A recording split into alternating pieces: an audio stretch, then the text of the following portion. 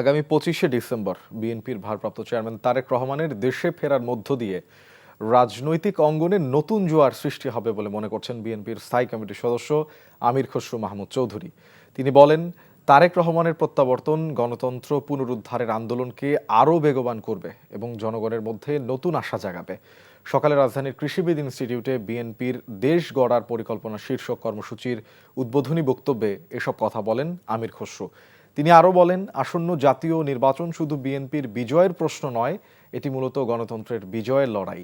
তিনি অভিযোগ করেন, বারবার গণতন্ত্র ধ্বংস করা হয়েছে। দেশের মানুষ এটি একটি অবাধ, সুষ্ঠু ও গ্রহণযোগ্য নির্বাচনের মাধ্যমে তাদের মালিকানা ফিরে পেতে চায়। এছাড়া ওসমান হাদিকে হাসপাতালে দেখতে গেলে মির্জা আব্বাসের মবের শিকার হয়েছেন জানিয়ে আমির খসরু বলেন, বিএনপি মবক্রেসির রাজনীতি সমর্থন করে না। যারা মবক্রেসি করছে তাদের মতো বিএনপি নেতাকর্মীদের মব না করার আহ্বান জানান তিনি। বাংলাদেশের রাজনীতিতে গণতান্ত্রিক অঙ্গনে নতুন জোয়ার সৃষ্টি হবে ইনশাআল্লাহ। দেশ গড়া হচ্ছে প্রধান দায়িত্ব। গণতন্ত্র হচ্ছে একটা প্রক্রিয়া। সুতরাং আমরা যদি এটা করতে না পারি, গণতন্ত্র কোনো কাজে আসবে না, গণতন্ত্র টিকেও থাকবে না।